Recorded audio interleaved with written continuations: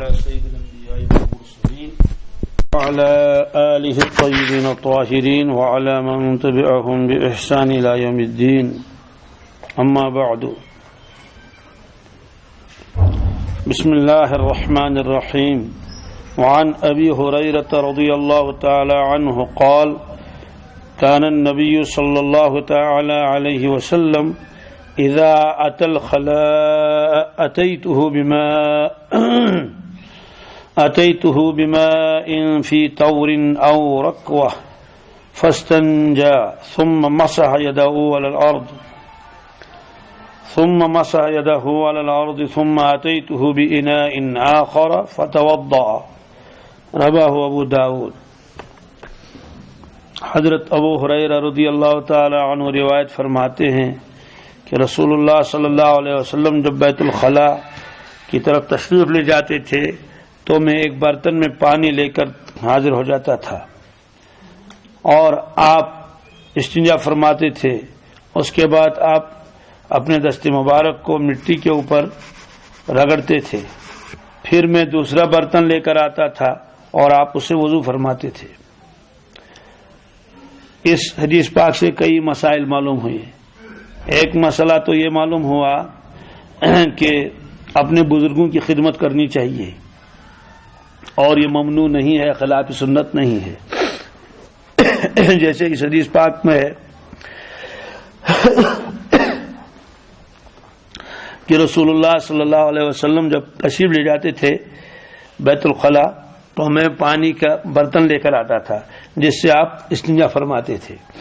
یہ بھی معلوم ہوا کہ مٹی کے ساتھ ساتھ پانی کو استعمال کرنا یہ افضل و بہتر ہے. بعض مرتبہ لازم ہو جاتا ہے، اس کی تفصیل پہلے بھی آ چکی ہے. اس کے بعد دوسرے برتن کو آپ لاتے تھے، اس میں پانی ہوتا تھا. اب اس کا مطلب تو یہ ہے یہ دو برتن تھے، یا تو استنجا کا برتن الگ تھا، وہ طے تھا کہ بھئی یہ لوٹا ہے استنجا کے لیے استعمال ہوتا ہے، بیت الخلاء میں رہتا ہے، اور وضو کے لیے ایک دوسرا لوٹا ہوتا تھا. احتیاط کا تقاضا یہی ہے کہ وہ لوٹا الگ رہے، یہ لوٹا الگ رہے. اس کی بھی اجازت ہے، گویا اس روایت سے یہ بھی ثابت ہو جاتا ہے. جیسے عام طور سے آج کل کے بیت الخلاء میں بھی ہوتا ہے، ایک مگا ادھر رکھا رہتا ہے، بھائی یہ تو استنجا والا مگا ہے، ادھر والا ایک الگ رکھتا ہے، وہ سمجھا جاتا ہے بھائی یہ تو بالکل صاف و شفاف ہے. اور یہ مطلب تو یہ ہے کہ اگر لوٹا ایک ہی ہو اور آدمی کو معلوم ہو کہ یہ لوٹا بالکل صاف ہے، انسان کو معلوم ہے کہ اس کو احتیاط کے ساتھ ہر فرد استعمال کر لیتا ہے، تو اگر اسی کو وضو کے لیے استعمال کرے اسی لوٹے کو تب بھی ممانعت نہیں ہے.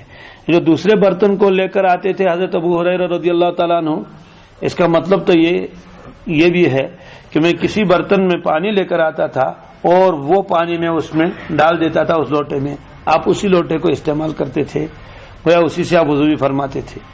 اجازت ہے. اصل وجہ یہ ہے کہ جب یہ خطرہ ہو کہ گھر میں بچے بھی استعمال کرتے ہیں، چھوٹے چھوٹے بچے، وہ احتیاط نہیں رکھتے ہیں، کبھی لوٹا ادھر گرا دیا، کبھی لوٹا ادھر گرا دیا، اور چھوٹے بچے تو پیشاب میں کیا احتیاط کریں گے.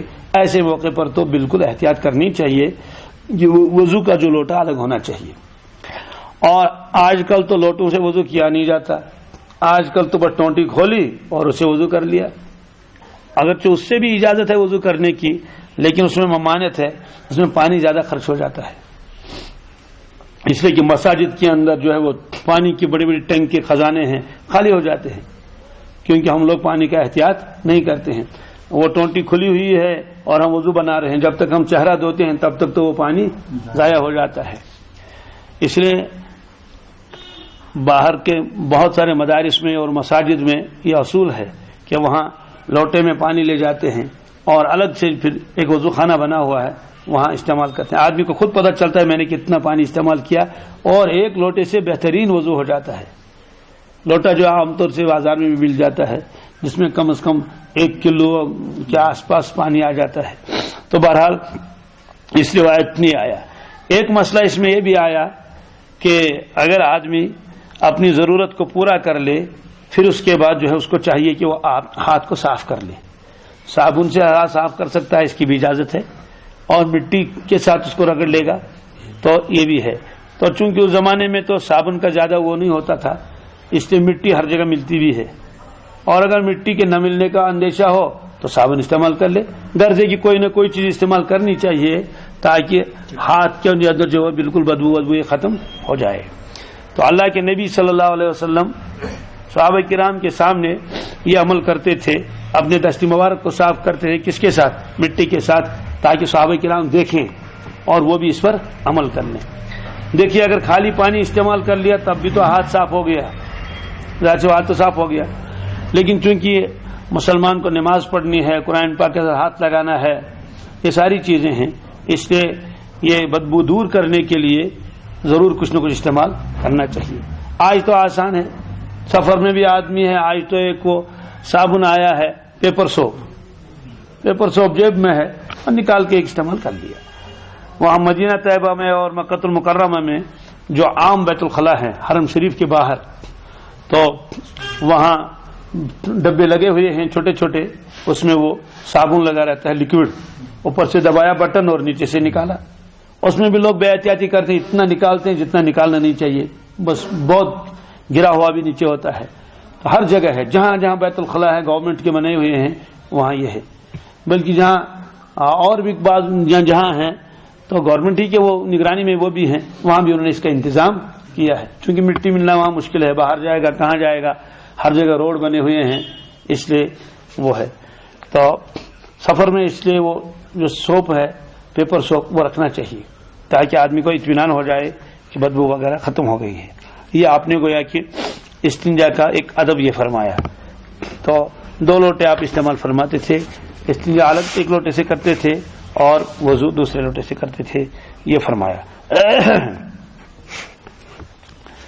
تو مٹی کا آج کل جو ہے وہ نعم البدل اس کا ہے وہ صابن ہے، صابن کا استعمال کر سکتے ہیں. یہ دوسری روایت ہے حضرت حکم ابن سفیان رضی اللہ تعالیٰ عنہ سے، فرماتے ہیں کان النبی صلی اللہ علیہ وسلم اذا بال توضأ ونضح فرجہ، رواہ ابو داؤد والنسائی. حضرت حکم ابن سفیان فرماتے ہیں کہ رسول اللہ صلی اللہ علیہ وسلم جب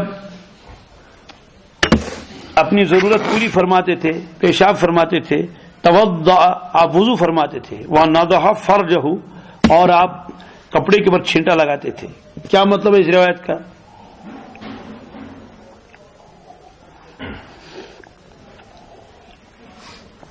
اس میں 2 چیزوں کا تذکرہ آیا.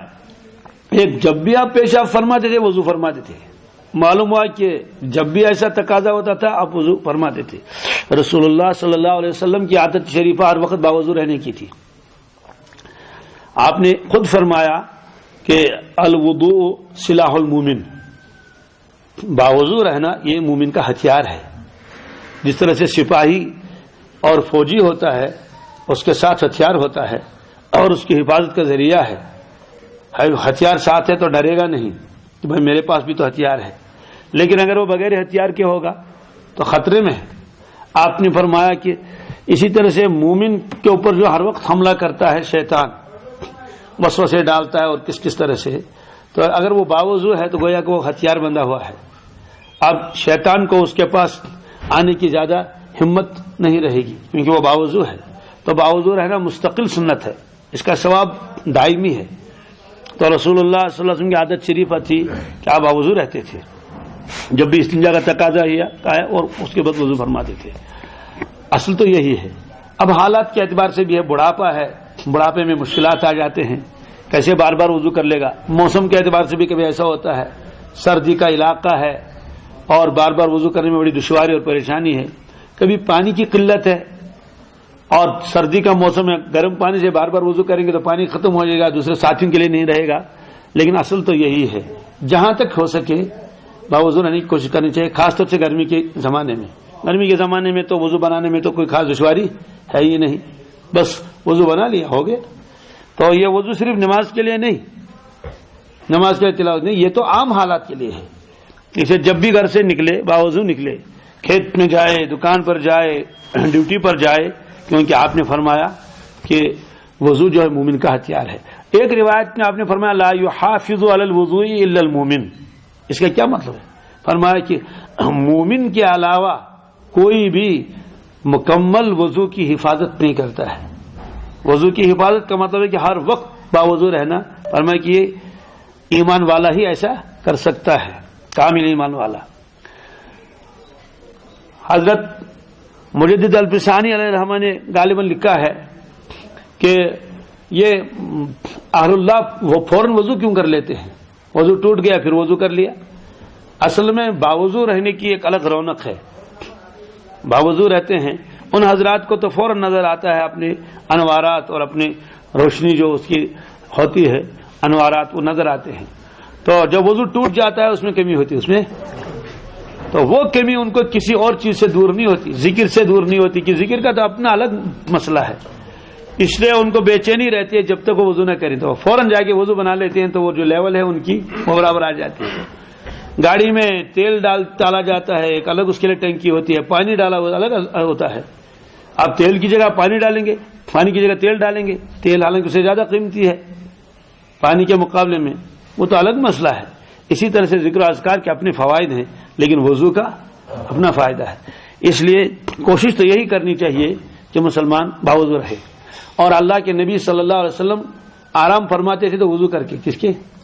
ہاں، بعض کتابوں میں لکھا ہے، عارفین نے لکھا ہے کہ جو آدمی باوضو سوتا ہے تو اس کی روح جو ہے وہ عالم ارواح میں چلی جاتی ہے، کوئی اس کو تنگی اور پریشانی نہیں ہوتی ہے. اور اگر بے وضو سو گیا تو روح کو پریشانی ہوتی ہے. حالانکہ بے وضو سونا گناہ نہیں ہے لیکن روحانی اعتبار سے روح کو پرواز میں کوتاہی ہوتی ہے. اس سے بعض حضرات سخت بھی وہ کر لیتے ہیں جو وضو بناتے ہیں. تو ایک مرتبہ اللہ کے نبی صلی اللہ علیہ وسلم تشریف لے جا رہے تھے. آپ نے ایک جگہ پیشاب فرمایا، اس کے بعد چل رہے تھے تو آپ نے فوراً تیمم کیا.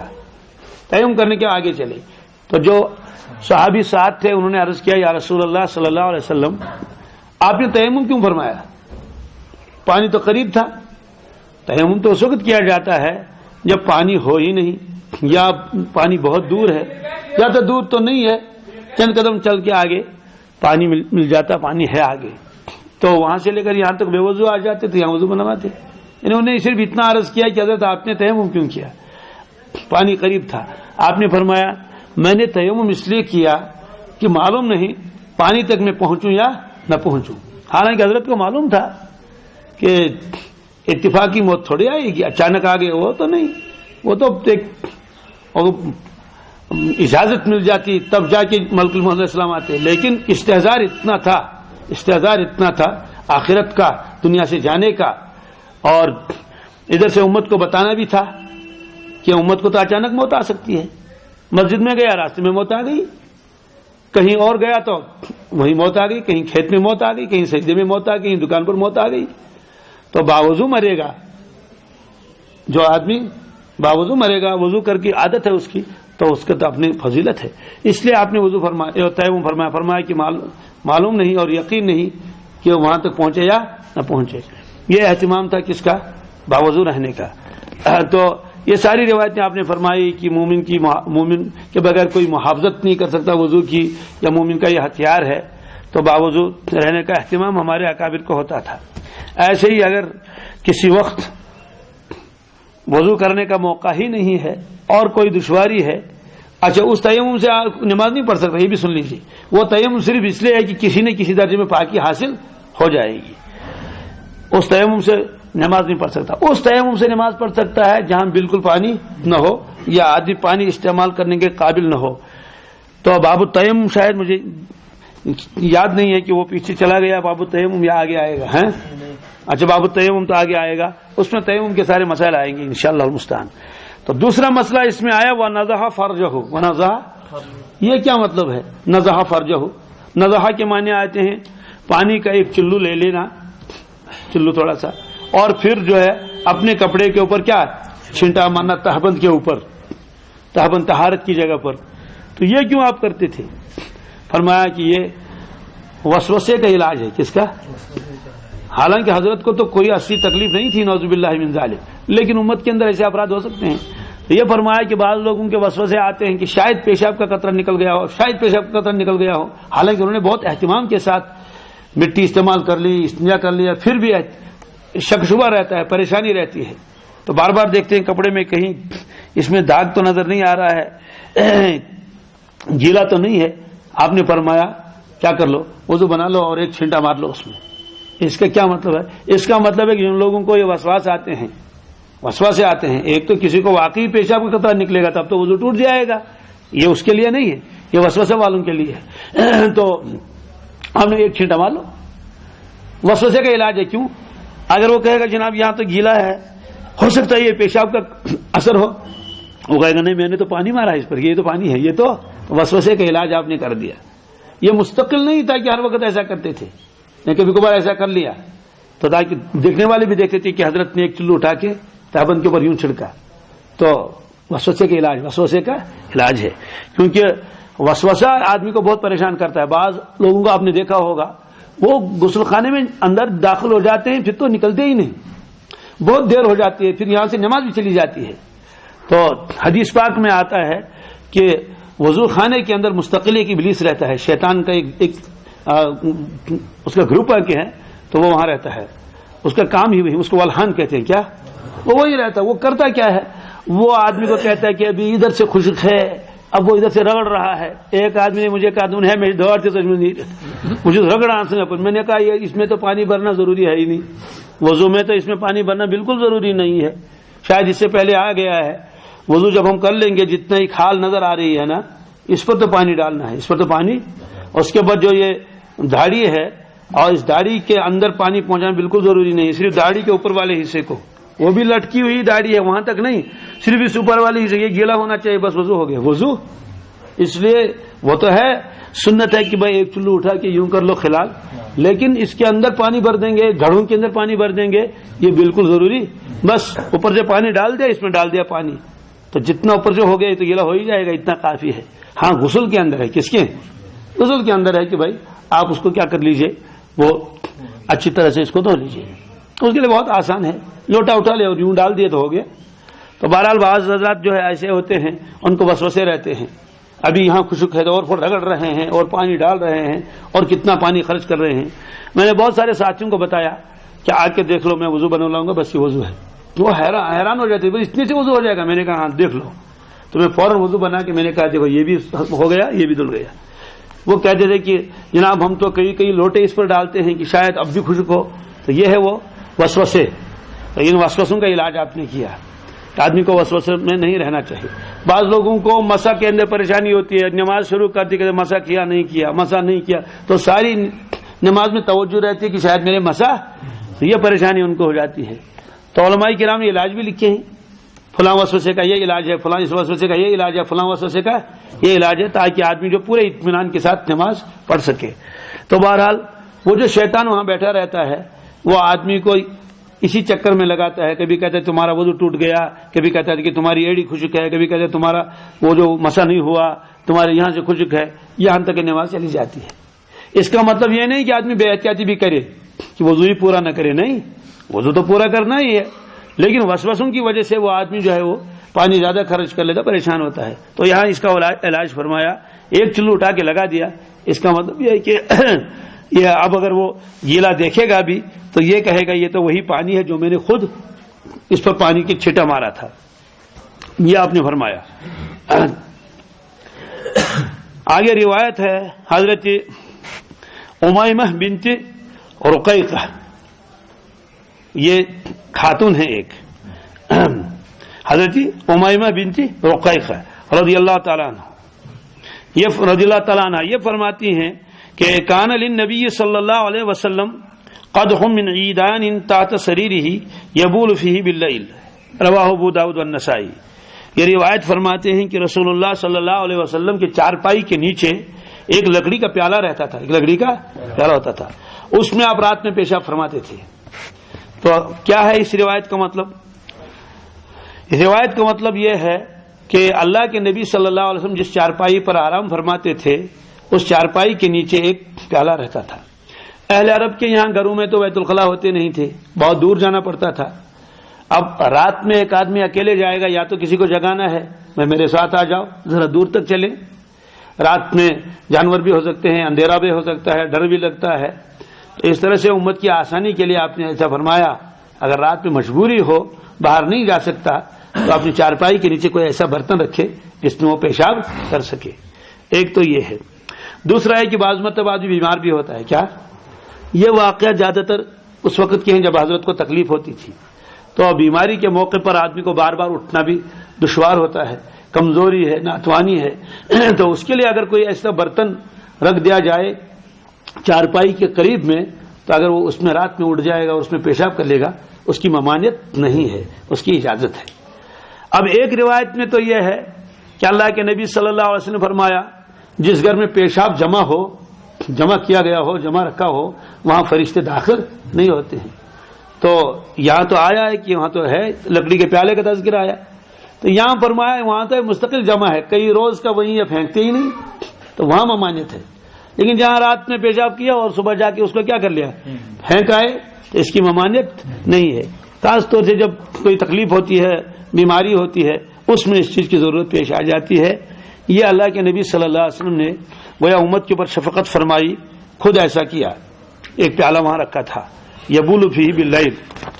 ایک روایت ہے وہ یہاں تو نہیں ہے, اس روایت میں یہ بھی ہے ایک مرتبہ آپ نے خادمہ سے فرمایا کہ یہاں پیالہ رکھا ہوا ہے, اس کو پھینکاؤ. لیکن اس خادمہ کو یہ معلوم نہیں تھا کہ یہ پیالہ جو ہے اس میں آپ نے پیشاب فرمایا ہے, یہ نہیں تھا اس کو معلوم, اور انہوں نے سمجھا کہ شاید اس میں پانی رکھا ہوا ہے. خادمہ ایک آئی تھی ام ایمن, انہوں نے جا کے دیکھا کہ اس کو پی لیا. اب سوال یہ ہے کہ پانی اور پیشاب میں تو فرق نظر آئے گا نا, تو آنا چاہیے ہے نا, ظاہر سی بات ہے. وہ تو ہم جیسے لوگوں کا پیشاب تو ہوگا کہ بدبو بھی آئے گی اور سڑان بھی ہوگی, یہ بھی ہوگا. لیکن اللہ کے نبی صلی اللہ علیہ وسلم کا تو معاملہ ہی الگ تھا. آپ کے پسینے مبارک میں تو خوشبو آتی تھی, اس لیے جب آپ نے فرمایا کہ وہ کہاں سے کہا میں نے تو پی لیا, تو اس موقع پر آپ نے فرمایا لن تشتکی بطنکی, لن تشتکی بطنکی, اب تمہارے پیٹ میں کبھی کوئی بیماری نہیں لگے گی, یہ فرمایا. اسی طرح سے آپ نے ایک مرتبہ ایک صحابی کو فرمایا, آپ نے خون مبارک نکالا تھا ایک برتن میں, آپ نے فرمایا اس کو ڈال آؤ کہیں دور, کہیں پاک جگہ میں اس کو ڈال دو. وہ گیا ڈھونڈنے کے لیے کہاں ڈالوں کہاں ڈالوں کہاں ڈالوں, تو جب کوئی جگہ اس کو نظر نہیں آئی, وہ تھوڑا سا نکلوایا تھا آپ نے اس سے, وہ جو حجام آتا تھا, حجامت کرائی تھی, انہوں نے پی لیا. تو جب واپس آئے آپ نے فرمایا کہ کہاں ڈالا, تو اس نے کہا حضرت کوئی جگہ تو مجھے ایسی نظر نہیں آئی جو محفوظ جگہ ہو, تو میں نے اس کو ایک محفوظ جگہ میں رکھا. آپ نے فرمایا کہاں, کہا میں نے پی لیا. میں نے, آپ ناراض نہیں ہوئے کہ خون تو ناپاک ہے, یہ تو گندی چیز ہے, یہ کہ اس میں یورک ایسڈ ہے, سمجھا کہ نہیں, بیماریاں, یہ نہیں فرمایا کہ جہنم کی آگ تمہارے پر حرام ہے, سمجھا کہ نا. لوگ اس پر خواہ مخواہ اعتراض کرتے ہیں, بھائی خون تو ناپاک ہے. میں نے کہا ٹھیک ہے, کس کا خون ناپاک ہے, بکری کا, گائے کا, تو یہ تو اللہ کے نبی صلی اللہ علیہ وسلم خون اقدس ہے, کم از کم دیکھو تو صحیح. اور پھر اگر یہ واقعی ممانعت ہوتی اس کی تو آپ ناراض نہ ہوتے, آپ تو ناراض ہو جاتے, یہ آپ نے کیوں کیا, آئندہ بالکل ایسا نہیں کرنا. لیکن آپ نے فرمایا جہنم کی آگ تمہارے پر کیا ہے, حرام ہے. اللہ کے نبی صلی اللہ علیہ وسلم کا ہی معاملہ الگ ہے. پھر یہ ایک واقعہ تھا, یہ ہوا, یہ واقعہ تھا ایک, کوئی مسئلہ اس پر وہ نہیں ہے, لیکن یہ تو طے ہے کہ آپ کا خون اقدس کیا ہے, وہ پاک ہے. اور جس طرح سے آپ کے دوسرے خصائل ہیں, آپ کے بدن مبارک پر کبھی مکھی نہیں بیٹھی. علامہ جلال الدین سیوطی نے خصائص کبریٰ میں یہ روایت نقل کر لی ہے. معلوم ہے کہ ہمارے بدن پر تو اگر ہم احتیاط نہیں کریں گے تو ناک میں بھی گھسے گی مکھیاں اور منہ میں بھی گھسیں گی, چائے پیال مسجد مچھلی چلا نہیں. مطلب تو یہ ہوا کہ کچھ نہ کچھ فرق تو تھا, کیوں نہیں بیٹھتی تھی آپ کے بدن مبارک پر مکھیاں, حالانکہ مکھیاں وہاں بھی ہوتی تھی, لیکن صاف لکھا ہے کہ آپ کے بدن مبارک پر کبھی مکھی بیٹھی ہی نہیں. اور علامہ جلال الدین سیوطی نے علیہ رحمہ نے یہ بھی لکھا ہے آپ کے جامع مبارک پر بھی کبھی مکھی نہیں بیٹھی, بالکل نہیں بیٹھی. تو اس طرح سے معلوم ہوا کہ حضرت کی ایک الگ شان تھی. تو ہمارے پسینے میں تو بدبو آئے گی, آنی بھی چاہیے, ظاہر سے پسینہ تو ہے, لیکن آپ کے پسینے کے بارے میں تو ام سلیم کی روایت ہے کہ اس میں خوشبو آتی تھی. تو اس طرح سے اللہ کے نبی صلی اللہ علیہ وسلم کو اپنے اوپر قیاس کریں گے اچھا ہی نہیں. اور دنیا میں بھی ایسی مثالیں ہیں بہت, ایسی بات نہیں ہے, دنیا میں ایسی مثالیں بہت ہیں کہ غذا ایک ہی ہے, غذا ایک ہی ہے, کسی کے پیٹ میں چلا جائے تو کچھ اور حاصل ہوتا ہے, کسی کے پیٹ میں چلا کچھ اور حاصل ہوتا ہے. آپ مجھے بتائیے, اگر بکری یہ توت کے پتے کھائے تو مہنگیاں تو نکلیں گی نا, تو ریشم کا کیڑا کیا کھاتا ہے, ارے وہ بھی تو وہی کھاتا ہے. ریشم کے کیڑے کی غذا کیا ہے, توت کے پتے ہیں نا, تو مہنگیاں نکلتی ہیں یا ریشم نکلتا ہے, تو مہنگیاں کہاں گئی؟ تو غذا تو وہ بھی ہے نا، ایک ہی درخت ہے، اس کا مطلب تو ہے اگر ایک ہی غذا ہو، ہے نا، اب یہ دیکھنا ہے کہ کس کے پیٹ میں چلا گیا، یہ بھی تو ایک مسئلہ ہے نا. یہ تو صرف بالکل دنیا میں ثابت ہے. آپ مجھے بتائیے، آپ جوس پی لیجئے، پیشاب بھی تو نکلے گا، لیکن اگر شہد کی مکھی وہی جوس پی لے، ہے نا، تو شہد نکلے گا نہیں نکلے گا. تو غذا تو ایک ہے، غذا تو ایک ہی ہے. کس کس کی؟ ہاں، بکری کی بھی وہی غذا ہے اور ریشم کے کیڑے کی بھی وہی غذا ہے. اسی طرح سے کوئی چیز آپ پی لیجئے، رس نکالیے، جوس نکالیے، آپ چاہے پھولوں کا جوس ہو اور کسی چیز کا ہو نکالیے، جانوروں کو پلائیے، خود پی لیجئے، اگر وہ مضر نہ ہو آپ خود پی لیجئے. اب دیکھیے کیا نکلے گا وہاں سے. اور وہی پی لے کون؟ شہد کی مکھی نکلے تو شہد ہی تو نکلے گا. جب دنیا میں جانوروں میں بھی تفاوت ہو سکتا ہے تو ہم لوگوں کے درمیان اور اللہ کے نبی صلی اللہ علیہ وسلم کے درمیان اگر تفاوت ہو تو یہ کون سی تعجب کی بات ہے. اس لیے بعض لوگ اس پر خامخواہ میں ہنگامہ کھڑا کرتے ہیں. کیا کرتے ہیں جی؟ حضرت شیخ علیہ الرحمہ نے بھی ایک واقعہ لکھا ہے، شیخ زکریا رحمۃ اللہ نے، بعض لوگوں نے ہنگامہ کھڑا کر دیا تو پھر علماء نے اس کے اوپر وہ پوری تحقیق کی، تمام کتابوں سے نکال کے لائے، اور خاص طور سے حضرت مولانا یوسف صاحب لدھیانوی رحمۃ اللہ نے آپ کے مسائل، ان کا حل، ان کو جب پوچھا گیا یہ کیا لکھا ہے کہ اللہ کے نبی صلی اللہ علیہ وسلم کا خون اقدس فلاں صحابی نے پی لیا، یہ تو ناپاک چیز ہے، خون کو اللہ نے حرام فرمایا ہے. تو حضرت نے جواب جو لکھ دیا، تمام کتابوں کو جمع کر دیا، کہ یہ صرف فضائل اعمال والا مسئلہ نہیں ہے، یہ تمام شوافی کی کتابوں میں، حنابلہ کی کتابوں میں، مالکیہ کی کتابوں میں، احناف کی کتابوں میں اور بڑی بڑی پرانی کتابوں میں یہ سب وہ سارے حوالات انہوں نے کیا کر لیے، جمع کر کے اس میں لکھ دیے. تو بہرحال اس کا مطلب تو یہی نہیں کہ ہر وقت صاحب نے پیا، نہیں، ایسے واقعہ ہو گئے. تو رسول اللہ صلی اللہ علیہ وسلم کے چارپائی کے نیچے وہ ایک پیالہ رہتا تھا لکڑی کا. کس کا؟ لکڑی کا پیالہ. کیا مطلب ہے؟ لکڑی کو کھود لیا اور پیالہ پیالہ بن گیا. یہ اس میں ایک مطلب یہ بھی معلوم ہوا کہ چارپائی کے اوپر سونا خلاف سنت نہیں ہے. چارپائی کے اوپر سونا اجازت ہے. آپ چارپائی کے بغیر بھی لیٹے ہیں، اس طرح بھی لیٹے ہیں، آپ اس طرح بھی لیٹے ہیں. امت کو دونوں چیزیں سامنے رکھ دی. کبھی آپ بالکل کس پر بیٹھے ہیں؟ بالکل زمین کے فرش پر، نیچے صرف وہ ہوتا تھا ایک بوریا، بس. اس کا مطلب اگر کوئی اس پر سوئے گا سنت کی نیت کرے گا ثواب ملے گا، اگر وہ چارپائی پر سوئے گا سنت کی نیت کرے گا ثواب ملے گا. کیونکہ آپ کو معلوم تھا کہ سب طبیعتیں ایک جیسی نہیں ہوگی. بعض لوگوں کو چارپائی پر سونا پریشانی ہو جاتی ہے، وہ کہتے ہیں شنگوکار پتھر. آج کل کے جو ڈنلوپ آتے ہیں اس سے تو کمر میں اتنی تکلیف ہوتی ہے کچھ کہنے کی بات نہیں. ہم لوگ وہاں جب ہوٹل میں کہیں ٹھہرنے کا موقع ہوتا ہے، خاص طور سے حرم شریف وغیرہ میں، اور کئی دن کا قیام ہوتا ہے، تو میں تو وہ جو اس میں وہ نکال کے رکھ دیتا ہوں الگ، اس کے بعد جو نیچے جو رہتا ہے وہ اس پر سو جاتے ہیں، کیونکہ اس پر تو سو جاتے ہیں تو وہ تو مناسب ہی نہیں، اس کو کمر میں تکلیف بھی ہوتی ہے کیونکہ بیلنس کی صحیح نہیں رہتی. لیکن اللہ کے نبی صلی اللہ علیہ وسلم کی جو وہ چارپائی تھی وہ بالکل جو تھے وہ اتنی نرم نہیں تھی، وہ رسیوں کے ساتھ بندی ہوئی تھی، بڑی مضبوط، جیسے عام طور سے ہوتی ہیں چارپائیاں. تو چارپائی پر کوئی لیٹنا چاہے اس کی اجازت ہے، سنت ہے، اور کوئی زمین پر لیٹے اس کی بھی اجازت ہے. تو بعض لوگوں کو وہ آسان ہوتا ہے، بعض لوگوں کو یہ آسان ہوتا ہے. یہ اعتدال ہے ہماری شریعت میں. حضرت حکیم الاسلام قاری محمد طیب صاحب رحمۃ اللہ نے ایک واعظ میں فرمایا کہ عیسیٰ علیہ الصلوۃ والسلام کی شریعت میں یہ تھا کسی سے بدلہ مت لو، کسی سے بدلہ، کوئی تھپڑ مارے گا اسے معاف کر دو، کدے والے بیاخ لگا یا پوئے ہے، دوسرا گال پیش کر لو، آ جاؤ مارو ادھر سے. تو موسیٰ علیہ الصلوۃ والسلام کی شریعت میں تھا کہ بھائی اگر کوئی کسی کو تھپڑ مارے گا بدلہ لے لو، بدلہ لے لو، بدلہ. تو وہاں بدلہ لینا پڑتا تھا. کیوں مارا اس کو؟ معاف کرنے بھی کی اجازت تھی لیکن بدلہ ہی لانا تھا، بدلہ لے لو. ہماری شریعت میں کیا ہے؟ ہماری شریعت میں فرمایا کہ بھائی دیکھو بدلہ لینا چاہو اس کی بھی اجازت ہے، معاف کرنا چاہو تو افضل ہے. تو قاری صاحب فرماتے تھے اگر ایک ہی حکم ہوتا معاف کرنے کا تو پٹھان تو معاف نہیں کرتا.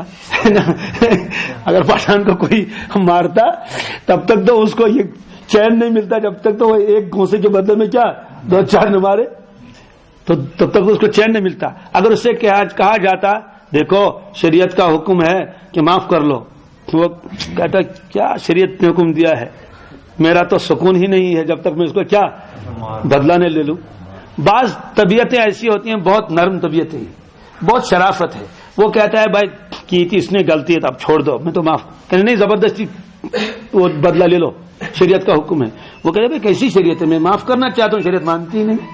تو حضرت نے لکھا ہے دیکھو کیا پیاری شریعت ہم کو ملی ہے کہ بعض لوگ ایسے ہوتے ہیں اور بدلہ لیے بغیر چین نہیں ملتا, اور بعض لوگوں کی طبیعت ایسی وہ بدلہ لینا نہیں چاہتے, بدلہ تو اس کی بھی اجازت دے دی, تو اس کی بھی اجازت دے دی. ہماری شریعت میں اللہ تعالیٰ نے ایسی آسانیاں رکھی ہیں کہ ہر ایک کے لیے جو ہے وہ اس میں راستہ ہے. تو چارپائی پر سونا اس کی بھی اجازت ہے, اور اگر کوئی آدمی سنت کی نیت سے سوئے تو سو سکتا ہے.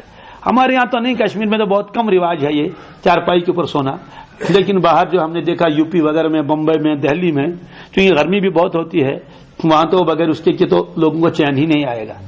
اس لیے جب کوئی مہمان باہر سے آتا ہے ہم لوگوں کو اس کے لیے بیڈ کا انتظام کرنا پڑتا ہے. کیوں, وہ پہلے کہہ دیتا ہے کہ بھائی میری تو عادت ہے بیڈ پر سونے کی, نیچے سونے کی تو میری عادت نہیں ہے. عادت ہو جاتی ہے بیڈ والوں کو, پھر وہ اٹھیں گے, ٹانگیں بھی لٹکائیں گے, تھوڑا سا اس طرح بھی وہ بیٹھیں گے اور کلمات بھی پڑھتے رہیں گے, اپنا اپنا مزاج ہوتا ہے. تو بہرحال اس میں یہ آیا, دو مسئلہ آئے. ایک تو یہ کہ بوقت ضرورت چارپائی کے نیچے وہ برتن رکھ سکتے ہیں کہ جس میں آدمی کیا کر سکے, پیشاب کر سکے. برتن سے یہاں مراد عام برتن نہیں جو کھانے پینے کا برتن نہیں, وہ برتن تو ہوتا ہی کس کے لیے, اسی کے لیے. آگے روایت ہے حضرت عمر فاروق رضی اللہ تعالیٰ عنہ کی, وعن عمر رضی اللہ تعالیٰ عنہ قال, فرماتے ہیں کہ رآنی نبی صلی اللہ علیہ وسلم وانا ابول قائما فقال یا عمر لا تبل قائما فما بلت قائما بعد, رواہ الترمذی وابن ماجہ. کیا ہے اس روایت کا مطلب؟ حضرت عمر فاروق رضی اللہ تعالیٰ عنہ فرماتے ہیں ایک مرتبہ اللہ کے نبی صلی اللہ علیہ وسلم نے مجھے دیکھا, میں پیشاب کرتا تھا کھڑے کھڑے. کیا کھڑے کھڑے؟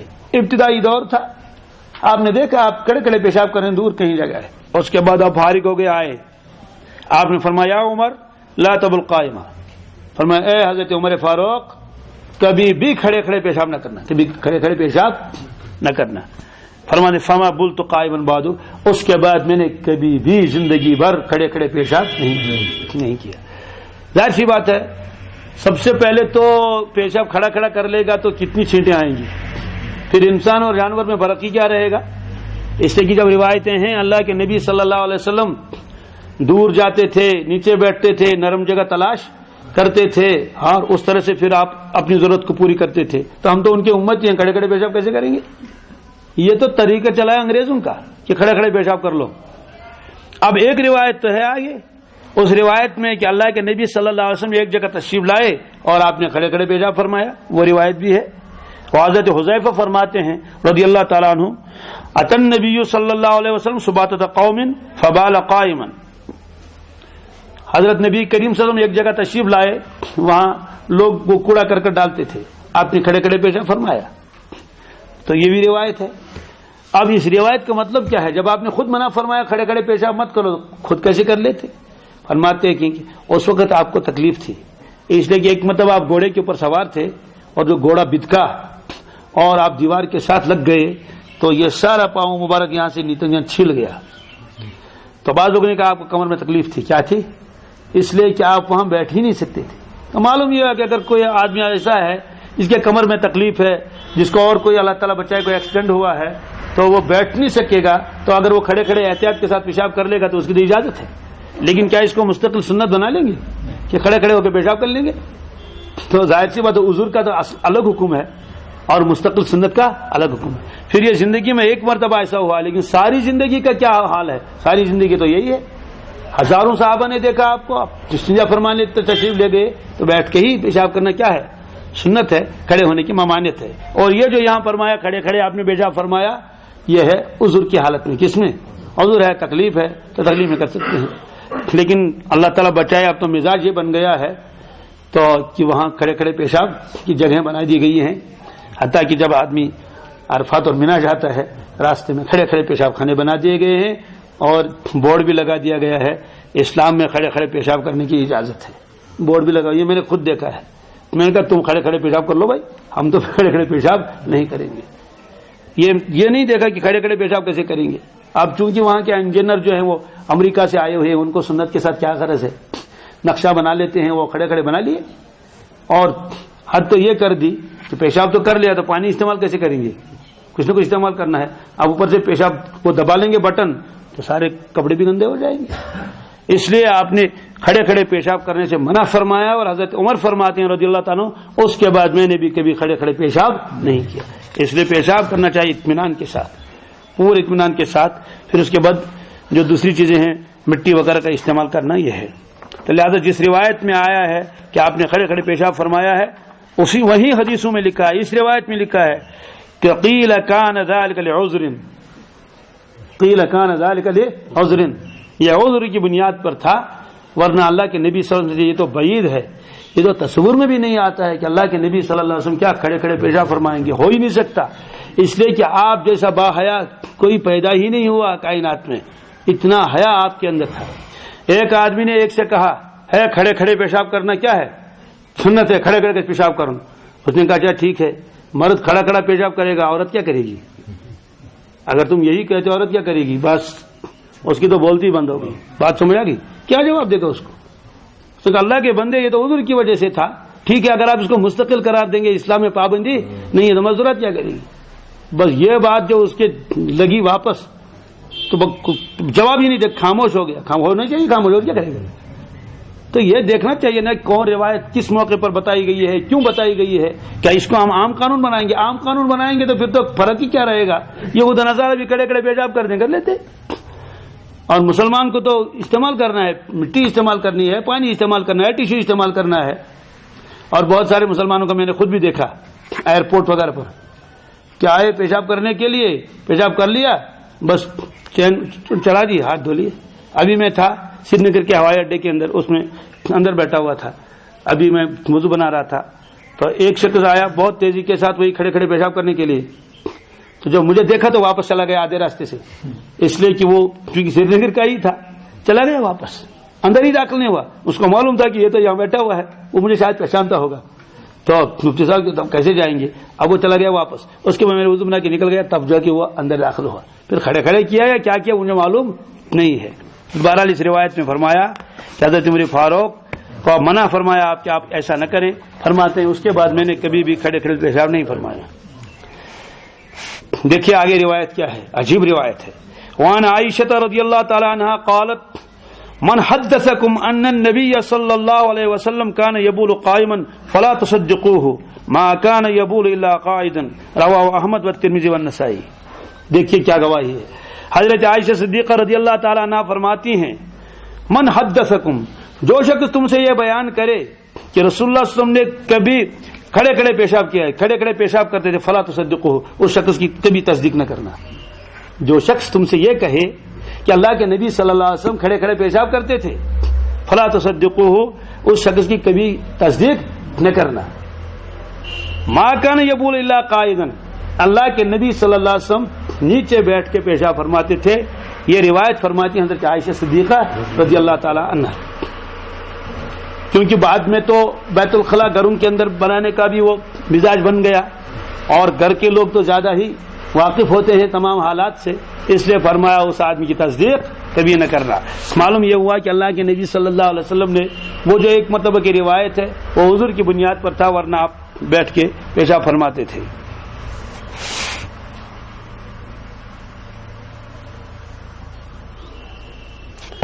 جی اللهم صل على سيدنا محمد وعلى ال سيدنا محمد واصحاب سيدنا محمد وبارك وسلم عليه. اللهم احسن عاقبتنا في الامور كلها واجرنا من خزي الدنيا